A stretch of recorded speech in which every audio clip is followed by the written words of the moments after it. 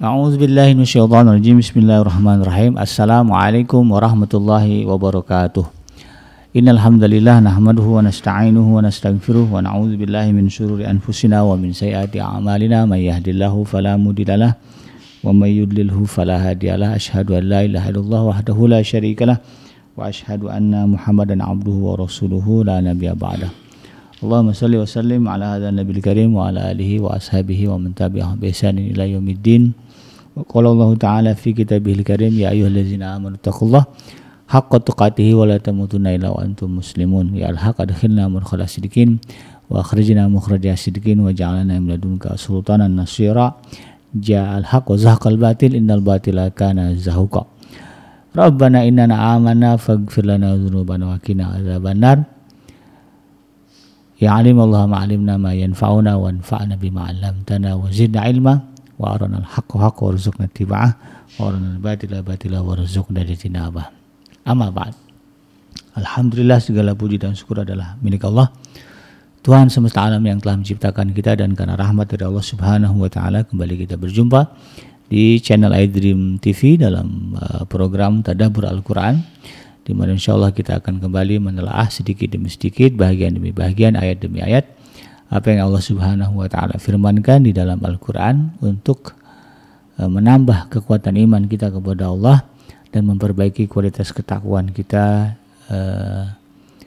di dalam kehidupan kita sehari-hari. Tidak lupa kita baca salawat dan salam. Allahumma shalli ala sayyidina Muhammad wa ala ali sayyidina Muhammad. Assalamu alayka ayyuhan nabi wa rahmatullahi wa barakatuh. Semoga Allah terima salawat dan salam yang kita baca dan dilimpah curahkan kepada para nabi, para rasul, wabil khusus Rasulullah Muhammad sallallahu alaihi wasallam. Dan semoga kita termasuk ke dalam kelompok orang yang akan berbahagia ketika berjumpa dengan Allah nanti di yaumul mahsyar, dijauhkan dari siksa api neraka, dimasukkan ke dalam jannah, dan dipertemukan dengan Rasulullah sallallahu alaihi wasallam. Insyaallah, amin ya rabbal alamin. Sahabat iDream yang dirahmati Allah dimanapun Anda berada, di dalam kesempatan kali ini di program Tadabbur Al-Quran kita akan melanjutkan pembahasan kita ya, atau kajian kita kali ini dengan melanjutkan surah Al-Baqarah ayat yang ke-45 dan ke-46. Dua ayat ini satu paket ya.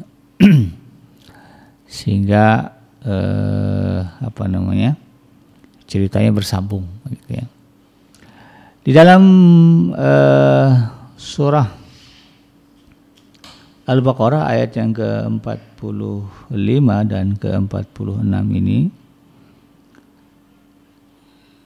ada semacam seperti ada loncatan ya, ada loncatan cerita dari sebelumnya. Allah Subhanahu wa taala menceritakan bagaimana perintah dan larangannya kepada Bani Israel ya. Lalu kemudian disambung dengan dua ayat ini. Nah, kadang-kadang yang dikutip oleh para khatib, para asatid ya, lebih banyak ayat ke-45 dan ke-46 ini ya.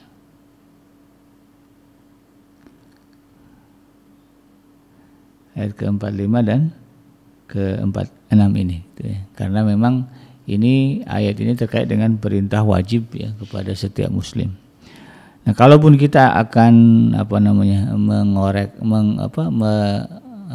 menyambungkan ya, atau mengkoneksikan antara ayat ke-44 ini dengan ayat yang ke-45 ini, maksudnya dengan ayat yang ke-46 dengan ayat yang ke-44 sebelumnya, itu menunjukkan sebetulnya perintah ini sudah Allah berikan kepada orang-orang terdahulu sebelum umat Rasulullah Muhammad SAW. Ya, jadi ini juga bagian dari perintah Allah Subhanahu wa taala kepada umat-umat terdahulu ya, wabil khusus kepada Bani Israel. Nah, cuman prakteknya ya, dai kita ya, asatid kita lebih banyak mengutip ayat ini dan tidak mengkoneksikannya dengan ayat sebelumnya. Karena memang yang penting ya bagaimana fokus kita ya dalam dakwah, fokus kepada kaum muslimin itu kan, kepada umatnya Nabi Muhammad SAW. Sehingga kemudian ayat ini lebih banyak dikutip ya dan dijadikan sebagai bahan ya, atau dijadikan sebagai dalil di dalam menyampaikan kajian ya, atau juga ceramah-ceramah terkait dengan perintah sholat. Di dalam ayat yang ke-45 Allah Subhanahu wa taala berfirman, a'udzubillahi minasyaitonirrajim, wasta'inu bisabri wasshalah. Wa innaha lakabiratun illa 'alal khashi'in. Alladzina yadhunnuna annahum mulaqu rabbihim wa annahum ilaihi raji'un. Nah, bukti bahwa ayat ini juga merupakan perintah Allah kepada Bani Israel, karena di ayat setelahnya juga masih bercerita tentang Bani Israel ya. Kalau kita lihat ke ayat yang ke-47 ya Allah mengawali ayat itu dengan kalimat ya Bani Israel gitu ya. Namun demikian ya, tetaplah ya kalau berbicara ibrah ya atau tadabbur, maka ayat ini tetap ya menjadi pelajaran penting ya, juga menjadi perintah, kalau di dalamnya perintah kepada kita umat Nabi Muhammad SAW.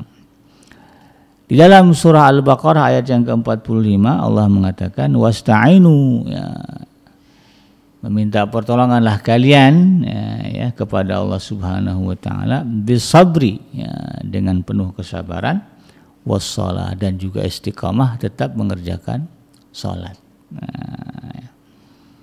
Wa innaha, kata Allah Subhanahu wa taala, dan sesungguhnya keduanya itu ya, sabar dan salat ini lakabiratun ya, sangat berat, besar, susah gitu ya. Illa 'alal khashin, kecuali kepada mereka yang punya rasa khusyuk.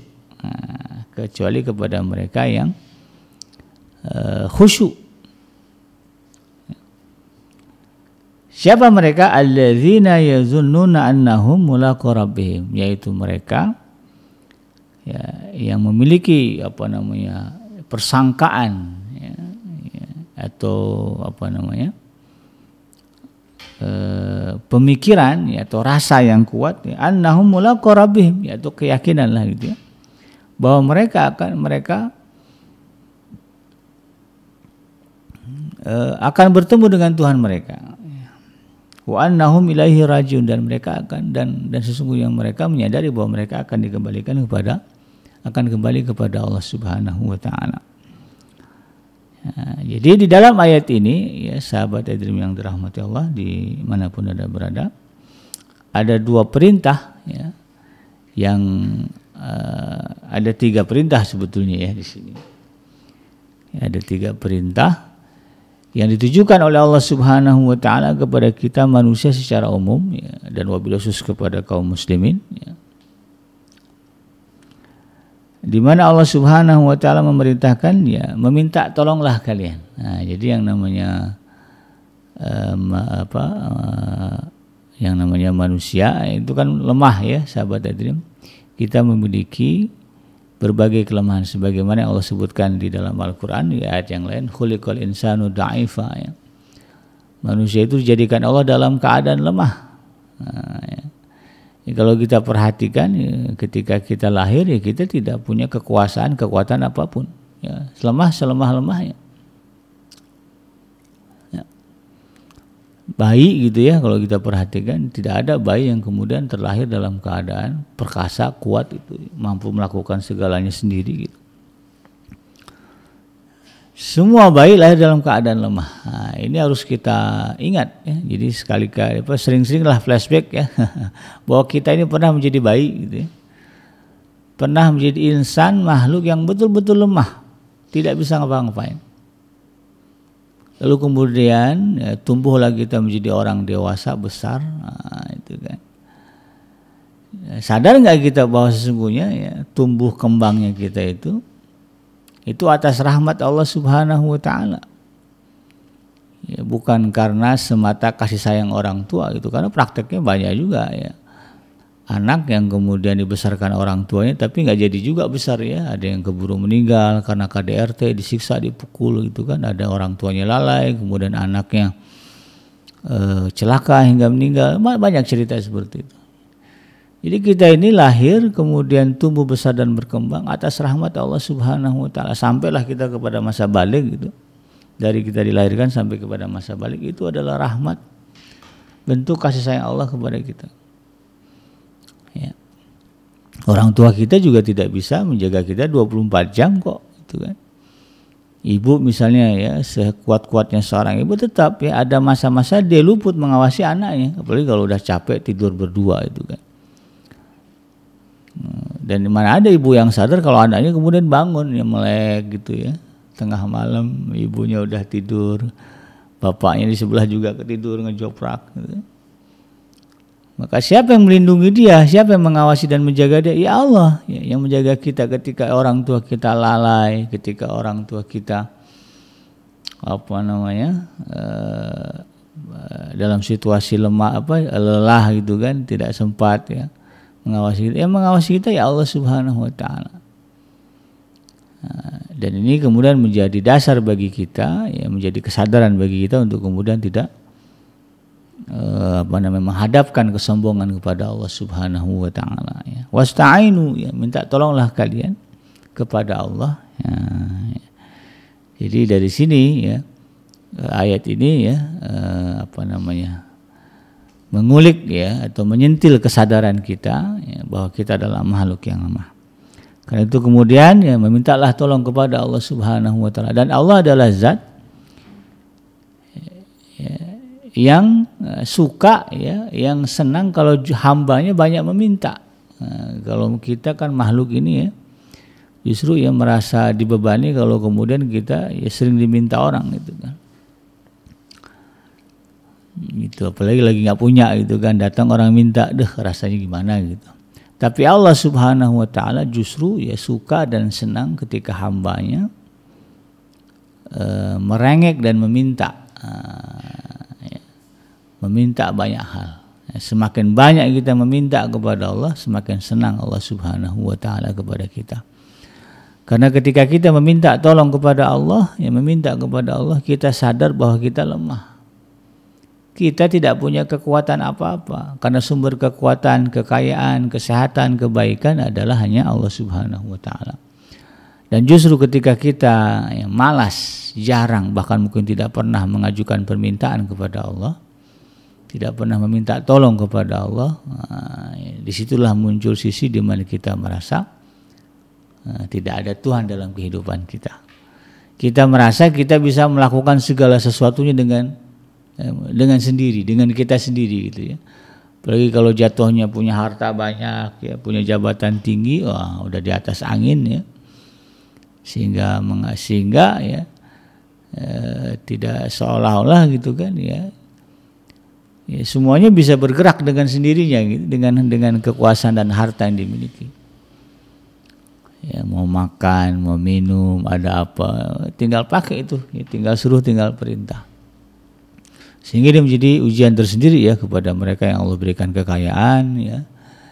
Allah berikan kepada mereka jabatan yang tinggi. Kalau tidak mengingat ayat ini, ya, tidak mengingat kelemahan kita ketika kita dilahirkan, ya, tidak mengingat betapa besarnya rahmat Allah kepada kita, maka niscaya ya orang-orang yang model tadi itu ya, yang kaya, punya jabatan tinggi akan menjadi pribadi yang kemudian melupakan Tuhan, melupakan Allah Subhanahu wa taala. Dan ini adalah sebuah situasi dan kondisi yang sangat berbahaya. Ya, karena pada akhirnya kita akan mati juga ya. Ketika kita mati, maka kemana kita akan mencari tempat berlindung? Harta yang kita miliki ditinggalkan, ya, kekayaan, jabatan yang tinggi juga kita lepas, nggak ada ya. Setinggi-tingginya pangkat di dalam ketentaraan adalah anumerta ya. Bukan jenderal lagi ya, tapi anumerta ya. Ya jenderalnya kemana ya? Dilepas, ditinggal ya. Kemudian jabatan kenegaraan ya, presiden, anggota DPR. Kalau kita mati ya kita lepas. Kita akan menghadap Allah sebagai orang yang tidak punya jabatan, sebagai orang yang tidak punya kekayaan. Bahkan sebagai makhluk yang tidak punya kekuatan. Jangankan berhadapan dengan Allah, berhadapan dengan malaikat saja nanti. Kalau kita lihat bagaimana ya Allah menggambarkan situasi yaumul mahsyar, hari kiamat ya. Luar biasa ngeri gitu kan ya, tidak ada yang sanggup melawan ya, bahkan kalau bercerita tentang neraka itu dijaga oleh malaikat yang giladun siladun. Nah, ya, dalam surat Tahrim ya, malaikat yang bengis dan kasar. La ya'suna ma'amarallah, ya, dan mereka tidak mengingkari, tidak menyalahi apa yang Allah perintahkan. Wa yaf'aluna ma tu'marun, mereka patuh kepada Allah Subhanahu wa taala. Ya, hilang sudah ya kekuatan kita, keperkasaan kita itu kan ketika di alam dunia, pindah ke alam akhirat. Ya, karena itu kemudian ini harus kita sadari, kita pahami ya, bahwa kita adalah manusia yang lemah. Maka jadikanlah Allah Subhanahu wa taala sebagai tempat untuk meminta pertolongan dalam urusan apapun. Ya, bahkan ketika kita mampu ya, karena kita memiliki kekayaan dan kejabatan, tetap ya angkat tangan dulu ya, kepada Allah. Ya Allah, aku mohon pertolonganmu ya, untuk memutuskan hal ini ya, untuk mengerjakan ini. Nah, makanya kalau orang Betawi kan apa-apa ya bismillah. Ya, kita bismillah aja dah. Nah, ya. Sebab itu dalam rangka ya, mengembalikan kepada Allah Subhanahu wa taala. Nah, kemudian Allah sebutkan di sini wasta'inu bisabri wassalah. Nah, meminta pertolongan kepada Allah Subhanahu wa taala itu di dalam ayat ini ya, melalui dua hal atau disertai dengan dua hal. Yang pertama sabar, yang kedua salat. Nah, ya. Jadi kalau kita bergantung kepada Allah Subhanahu wa taala, ingin meminta pertolongan Allah Subhanahu wa taala, maka ya, di dalam konteks ya, atau di dalam tenggang waktu ya, atau rentang waktu kita meminta kepada Allah sampai datangnya pertolongan Allah kepada kita, ya, di dalamnya kita menyertakan kesabaran dan juga tetap istiqomah di dalam melaksanakan sholat. Nah, ya. Sholat ya bisa dimaknai dua ya, sholat dalam konteks dalam makna umum yaitu doa ya, berdoa kepada Allah Subhanahu wa taala, atau juga sholat dalam makna khusus yaitu ya amalan yang dimulai dengan takbiratul ihram ya, kemudian diakhiri dengan salam. Dua-duanya kita lakukan ya. Ya, sholat doa dalam makna doa kita lakukan, kemudian ibadah sholat juga kita kerjakan. Nah, jadi ya, ini di sini ada ibrah besar bagi kita ya, ketika kita ya dalam situasi rumit dan sulit ya, betul-betul terdesak ya, menghadapi satu persoalan, dan banyak persoalan hidup kita ya. Baik kita sebagai orang tua, kita menghadapi persoalan dengan anak ya. Kita sebagai bagian keluarga punya masalah dengan saudara itu kan, kita sebagai suami atau istri punya masalah dengan pasangan kita. Kita sebagai bawahan mungkin ya punya masalah dengan atasan, kita sebagai atasan ya pusing menghadapi bawahan. Itu maka kehidupan kita kan begitu ya. Dan tidak ada ceritanya di dalam dunia ini orang yang tidak punya masalah. Selagi dia hidup di alam dunia pasti dia akan menghadapi masalah. Ya setinggi apapun jabatannya itu kan tetap, malah kalau makin tinggi jabatan makin banyak masalahnya itu ya. Jangan dipikir orang yang punya jabatan tinggi tidak ada masalah. Justru dengan jabatan itu ya persoalan akan datang lebih banyak. Apalagi kalau berbicara negara ya. Indonesia ini ada 270 juta jiwa ya penduduknya. Kalau jadi kepala negara Indonesia itu sama saja ya, mengangkat ya, 270 juta masalah itu ya. Setiap orang kan masalahnya beda-beda. Dan ketika menjadi pemimpin negara maka dia akan berhadapan dengan 270 juta jiwa ini nanti di akhirat. Di dunia sudah jadi masalah, di akhirat apalagi. Makanya jabatan itu adalah amanah yang harus dipikul dengan ketakwaan ya, kalau enggak ya jadi masalah itu kan. Nah, jadi ketika kita meminta tolong kepada Allah Subhanahu wa taala ya, maka siapkan juga ya di dalam diri kita ini sifat sabar dan juga keistiqomahan ya, atau konsisten ya, tetap di dalam mengerjakan sholat ya, dalam makna doa dan juga ibadah sholat ya. Doanya istiqomah, sholatnya juga dijaga. Nah tentu ya di balik dua kalimat ini seolah Allah mengatakan ketika itu sudah kalian penuhi maka niscaya gitu kan pertolongan akan datang. Niscaya pertolongan akan datang. Ya, di dalam ayat yang lain disebutkan innallaha ma'as sabirin, sesungguhnya Allah itu bersama ya, dengan orang-orang yang sabar. Jadi ketika kita meminta tolong kepada Allah atas urusan yang rumit pelik ya dalam kehidupan kita, ya, kalau kita dalam posisi sebagai orang yang sabar maka pertolongan itu sangat dekat. Ya, bantuan Allah Subhanahu wa taala itu sangat dekat.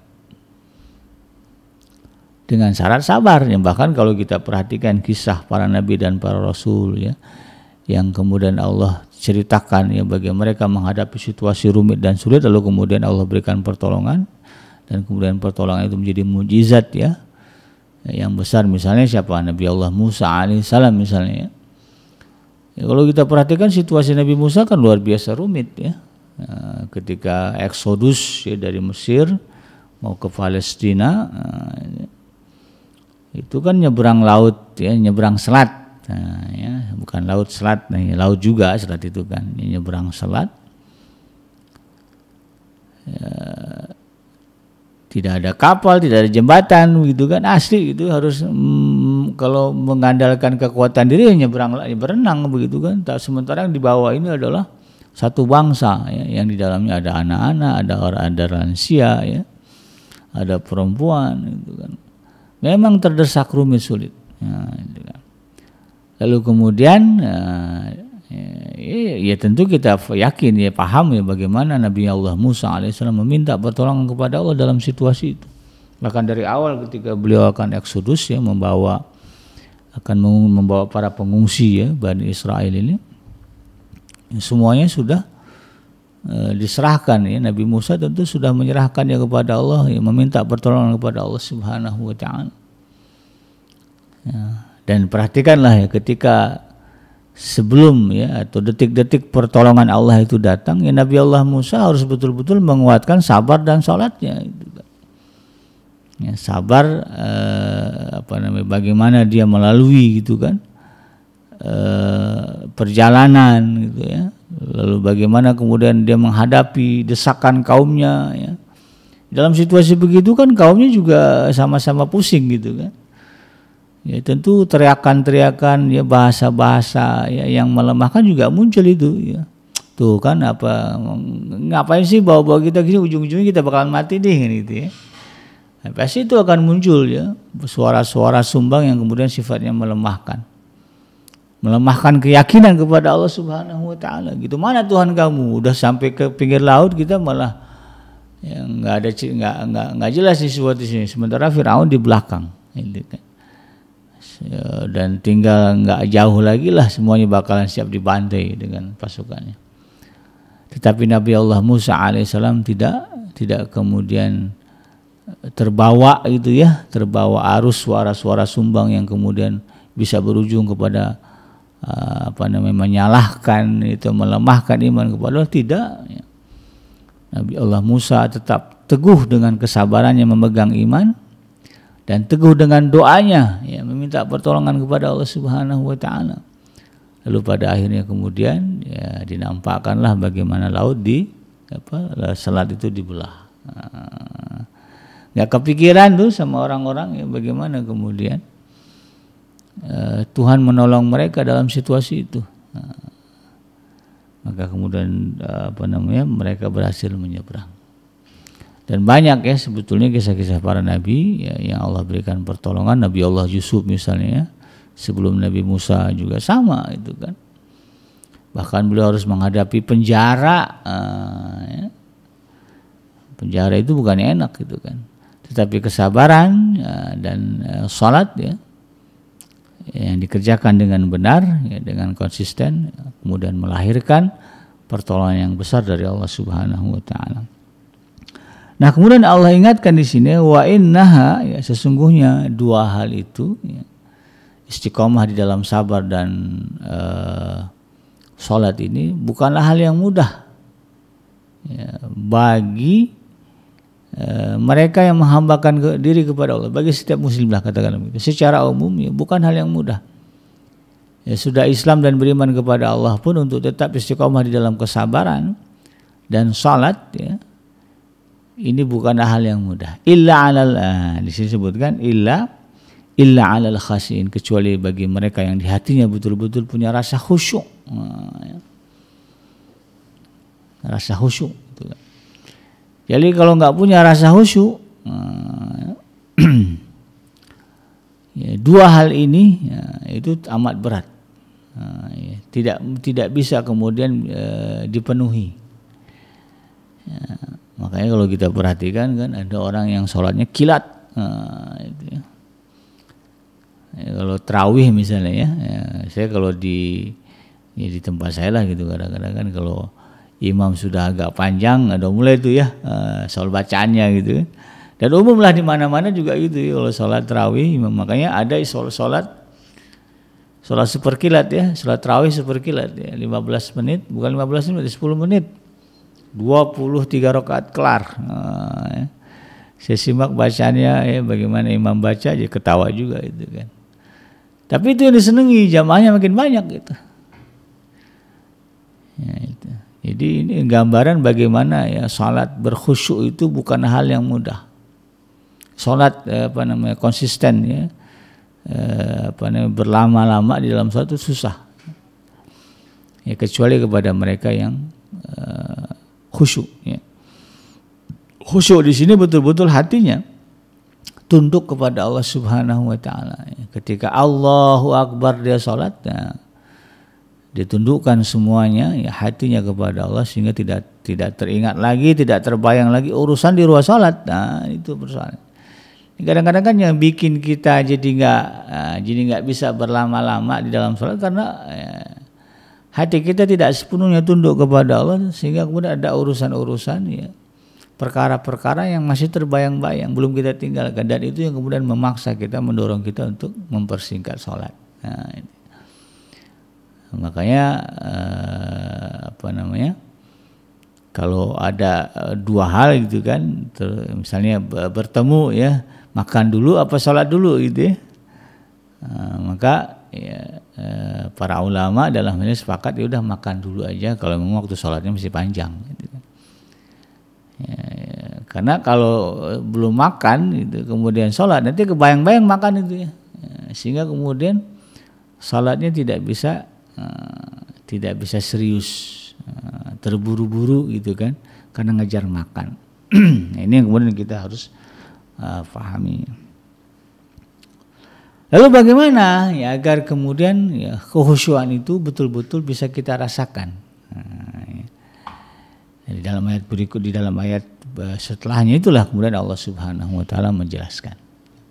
Tapi sebelum itu kemudian di dalam hal ini ketika membahas sabar ya, para ulama yang menyebutkan ya, yang disebut sabar itu bisa dimaknai dengan tiga hal gitu ya. Yang pertama adalah tabah menghadapi kenyataan yang terjadi, ya tidak panik, kemudian tetap mampu mengendalikan emosi. Nah, ini yang pertama ya. Nah, itu maksud dalam ranah makna definisi dari sabar. Kemudian makna yang kedua adalah dengan tenang menerima kenyataan dan memikirkan mengapa ya, masalah itu bisa terjadi. Apa sebabnya dan bagaimana cara mengatasinya dengan sebaik-baiknya. Itu juga bagian dari sabar. Kemudian dengan yang ketiga adalah ya, perasaan tenang ya di dalam diri kita dan juga penuh perhitungan ya, atau pertimbangan serta bertawakal ya, atau menyerahkan berserah diri kepada Allah dengan melakukan perbaikan ya, dan menghindari ya sebab-sebab ya, kegagalan ya, atau sebab-sebab masalah, kemudian melakukan antisipasi secara lebih tepat berdasarkan pengalaman. Jadi sabar itu tidak pasif ya, sabar itu juga di dalamnya ada unsur keaktifan kita. Jadi bukan berarti kok nggak pergi, kok nggak jadi jalan, nggak, saya sabar aja di sini. Nah itu tidak sabar ya. Justru sabar itu ya Di dalamnya ada kata aktif, ya, ada ikhtiar, ada usaha, ada doa, ya, ada pergerakan, ya, ada kemudian perhitungan. Ya. Tidak hanya semata-mata bertawakal, ya, berserah diri kepada Allah saja, tetapi juga aktif mencari solusi. Nah, jadi kalau ada masalah lalu kemudian kita diam saja, ya, kita tidak sedang bersabar itu. Yang namanya orang sabar itu justru dia aktif mencari solusi, mencari jalan keluar dari persoalan yang dihadapi. Nah, makanya kemudian dalam ikhtiar itulah ya Allah perintahkan kepada kita agar istiqomah di dalam sholat, ya, doa kepada Allah Subhanahu wa taala, ibadah kepada Allah Subhanahu wa taala. Sabar itu ya ibarat apa? Kalau dicontohkan ya ibarat air mengalir dari hulu ke hilir. Nah, kalau sahabat tadi memperhatikan bagaimana air mengalir gitu kan dari tempat yang tinggi ke tempat yang rendah itu kan, dari hulu ke hilir gitu kan. Ya, filosofinya seperti itu. Ya, bagaimana ya ketika air itu dihambat, ya, misalnya itu di depan kita ada sungai kecil gitu, ya, coba dihambat gitu kan. Ya, dihambat di kiri, ya, dia akan mengalir ke kanan. Dia tetap mengalir ke kanan. Oh dihambat yang kanan, ya, dia akan mengalir ke kiri. Ya. Oh dihambat semua dah, ya tutup aja semua. Ya. Nggak ada jalan, dia buat jalan. Apa air kemudian diam? Tidak, dia tetap akan mengalir. Dia tunggu dulu aja sebentar. Ya. Ditunggu sebentar, udah kemudian cukup waktunya, nanti dia akan lompat itu, dilompati rintangan itu, ngalir lagi dia.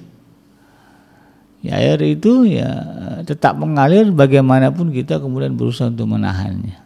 Nah, itulah itulah filosofi sabar di dalam kehidupan kita.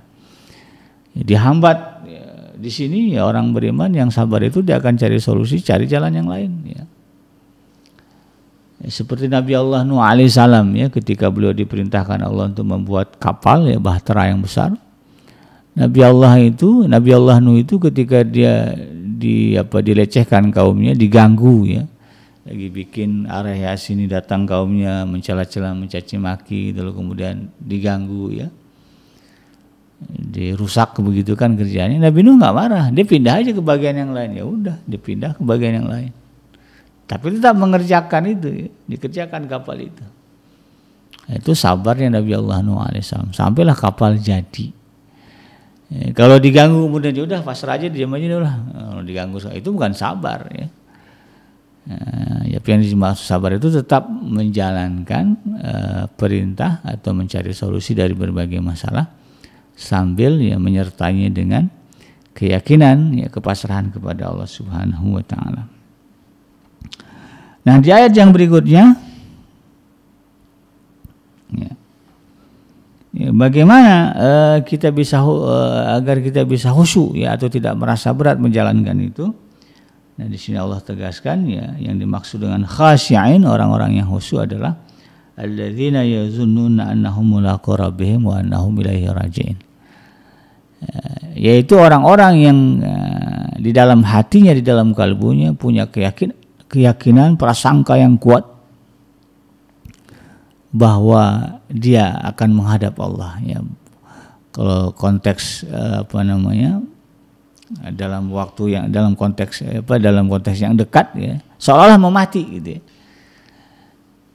Jadi kalau kita menghusu salat, ya, bayangkanlah bahwa salat yang kita kerjakan, sangkakanlah, kan di sini kan disebutnya zon ya.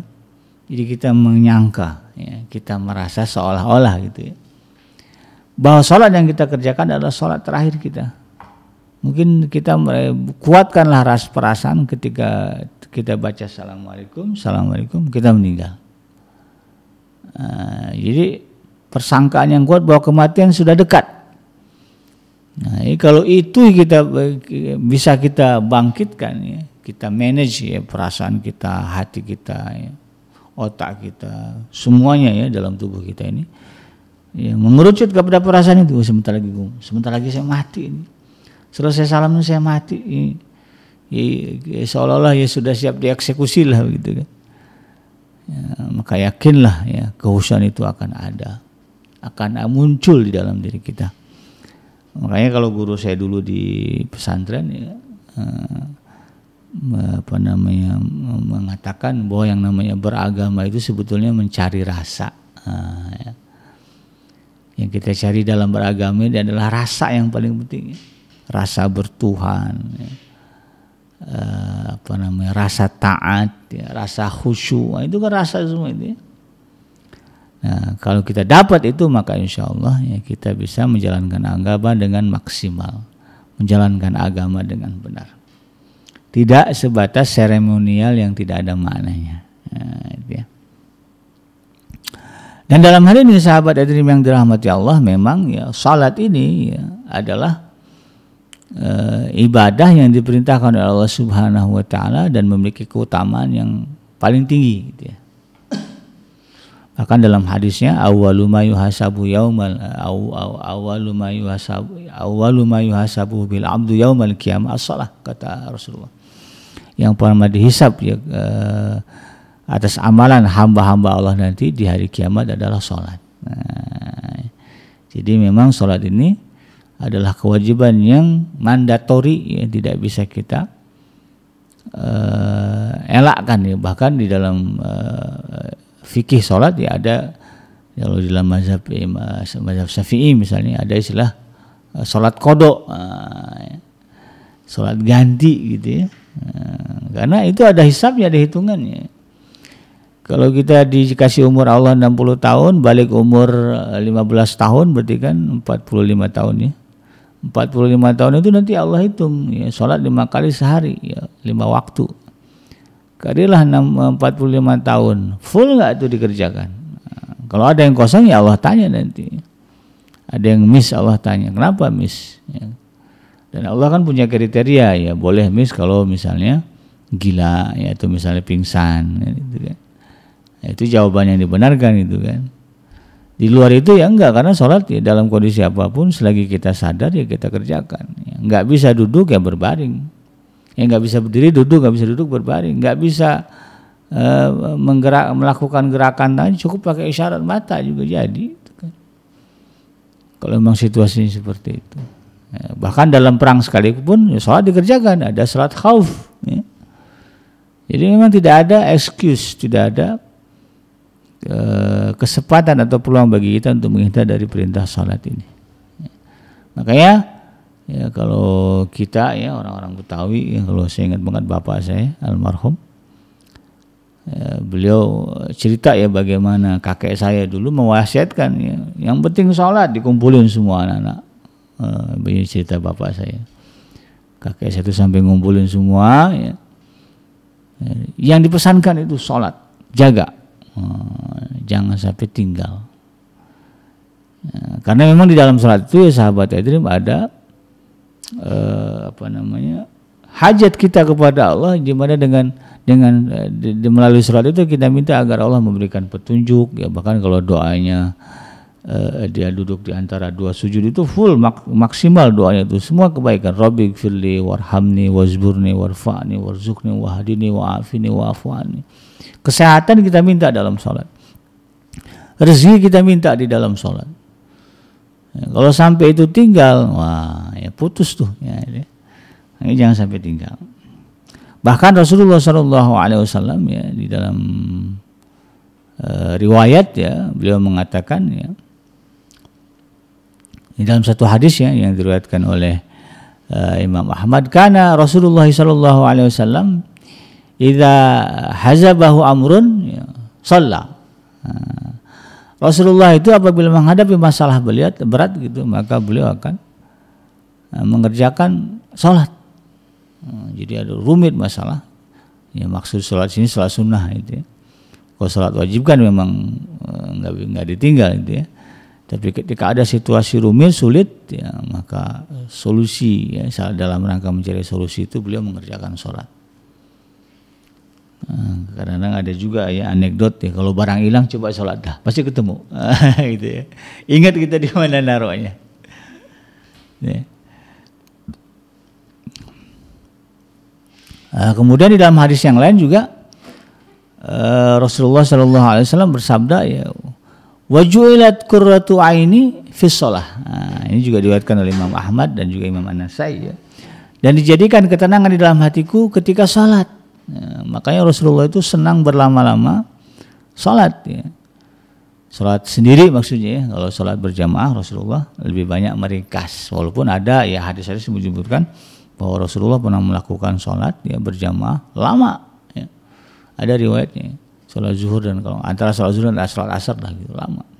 Tetapi secara umum ya Rasulullah sholat berjamaahnya yang fardu ya tidak lama-lama. Tapi kalau berbicara sholat sholat tahajud ya sholat malam Rasulullah, jangan tanya, kata Sayyidah Aisyah, berapa panjangnya ya berdirinya Rasulullah SAW. Lama ya, karena Rasulullah ya, menyebut itu ya waju'ilat qurratu aini fi shalah ya, dan dijadikan ketenangan di dalam hatiku ketika sholat.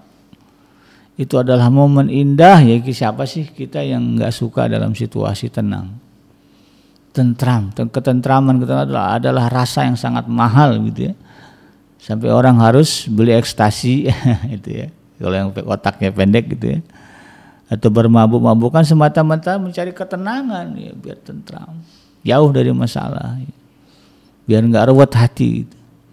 Nah, Rasulullah merasakan itu di dalam salat, makanya beliau kemudian berlama-lama ya berdiri, mampu ya, atau suka lah ya, suka berdiri lama ketika sholat malam.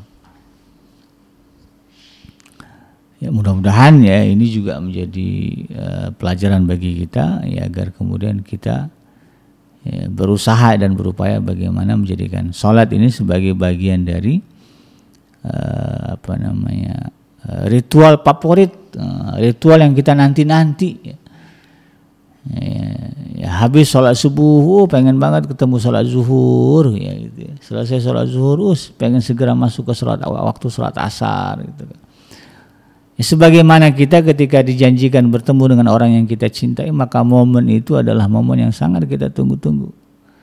Nah, orang kalau hatinya sudah khusyuk gitu kan, maka menanti ya, waktu sholat itu adalah hal yang luar biasa membahagiakan. Ya, makanya kalau udah mendekati waktu, udah ingat tuh, aduh bentar lagi sholat nih. Nah, gitu ya. Mudah-mudahan ya itu juga bisa menjadi bagian dari rasa yang ada di dalam kalbu kita. Demikian sahabat yang dirahmati Allah, mudah-mudahan bermanfaat. Yang benar datangnya dari Allah Subhanahu wa Ta'ala, dan yang salah semata-mata lahir dari kealfaan dan kelapan saya pribadi. Saya bikinnya pamit undur. Subhanaka Allahumma rabbana wa bihamdika asyhadu an la ilaha illa anta astaghfiruka wa atubu ilaik. Walhamdulillahirabbil alamin. Wassalamualaikum warahmatullahi wabarakatuh.